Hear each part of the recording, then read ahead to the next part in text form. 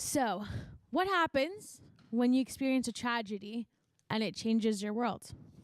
Our next speaker, Emily Harrigan, will be sharing her personal experiences and how to deal with what comes next.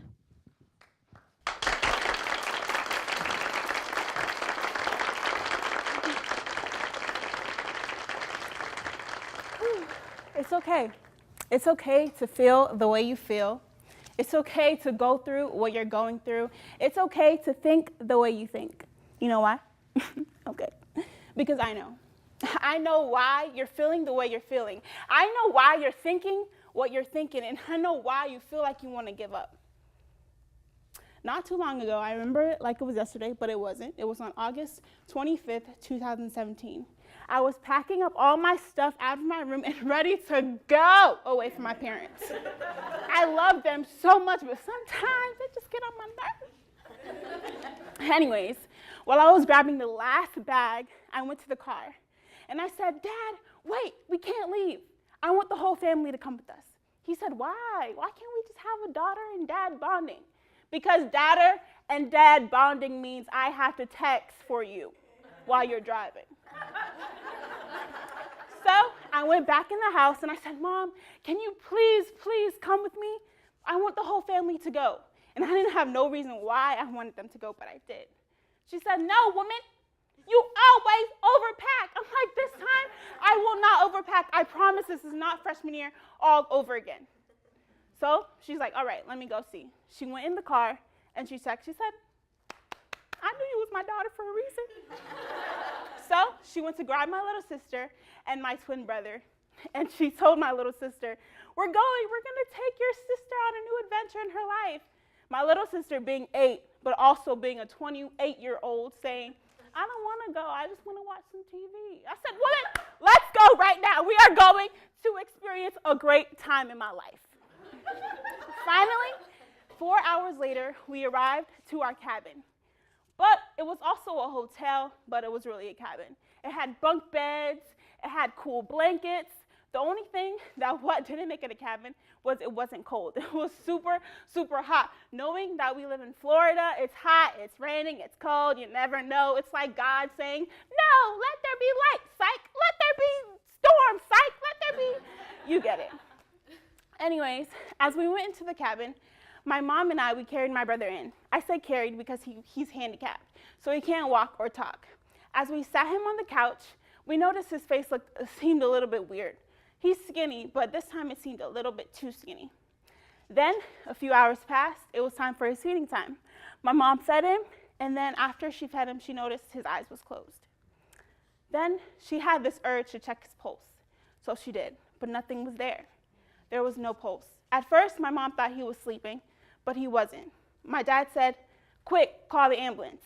My mom, still being in shock, she didn't do it, so my dad did. After 30 minutes later, the ambulance came, and we came rushing after the ambulance. But as we arrived to the hospital, it was too late. The doctor came and checked on us and said, "We've been pumping for 30 minutes, doing CPR, but still no response." Afterwards, I didn't know what to think. How did I go from just a twin to an individual before a matter of time? Then we went back to the cabin, and I actually didn't know how I felt. I was still in shock because my womb buddy just passed away. So the next day came. It was August 26th, which was move-in day. Move-in day. It was time for me to experience this whole new adventure in my life, but now I had this obstacle in the way. So how could I experience it with just that time? So as I got outside of Esperanza, I'm not going to tell you what room, as I got outside of Esperanza, I had a choice. My parents decided to come follow me and come inside. But I went in, and I went up to my RD, and I said, "Hey, I haven't seen you in so long." She said, "I missed you so much. How was your summer?" I said, "Great." She gave me my key, and I walked upstairs. Knowing my suite mates, who were my friends of my freshman year, I haven't seen them since May. So I walked into the room, and they said, "Oh my gosh, Emily, I missed you so much," not knowing what just happened. As you may know, I'm a very private person, so I could hide anything. I could be hiding a cookie, and y'all wouldn't even know it. Anyways, so as I got inside, I did what any American would do.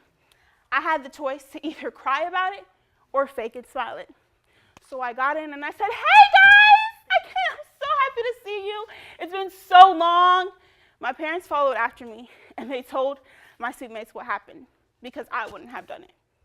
A few months passed and now I'm here, my sophomore year, second semester. We are almost done, y'all. I'm so happy. So being my second semester, what I had to go through was a process, and the kind of process I went through was grieving process. But we all go through processes in our lives, whether grieving or not, maybe waiting on a future spouse. I know I'm waiting on a husband, where he at?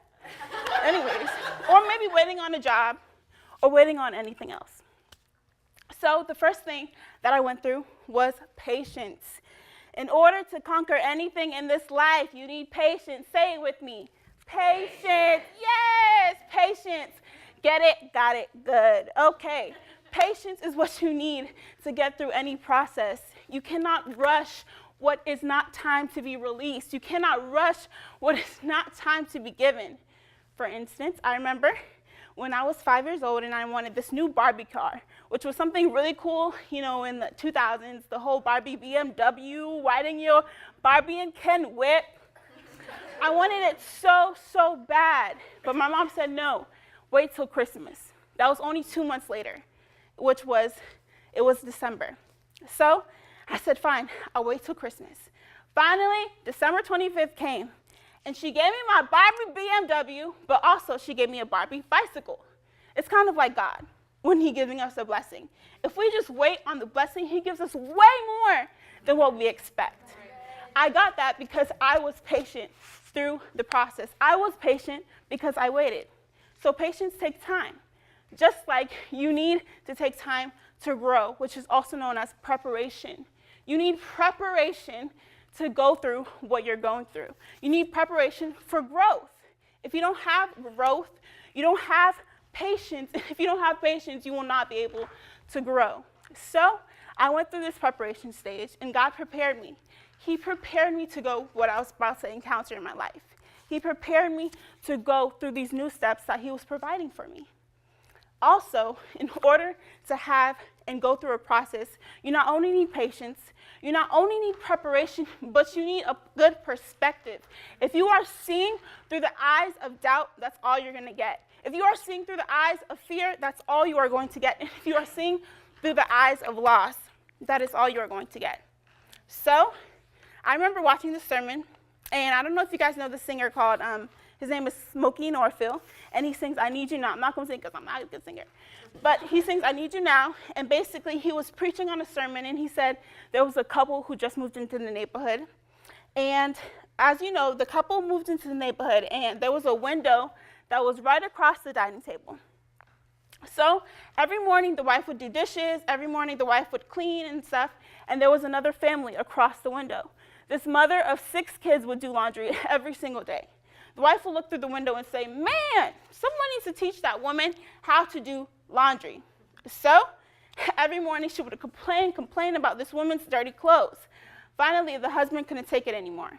He woke up early in the morning and he said, babe, I cleaned the window. She said, oh, so it was the window and not the woman's dirty laundry.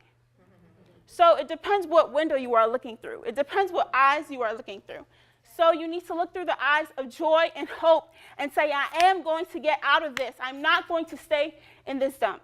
As we all know, there's this company called Ford, also made by Henry Ford. And basically he said a quote, if you think you are going to do a thing, you're right. If you think you are not going to do a thing, you're also right. So it depends. If you say you're not going to do it, you are so right. But if you say, I am going to do it, you are definitely right. Nobody can force you to do anything you don't want to do. Nobody can force you to take these 3 P's, use patience, use perspective, use preparation. Nobody's going to force you.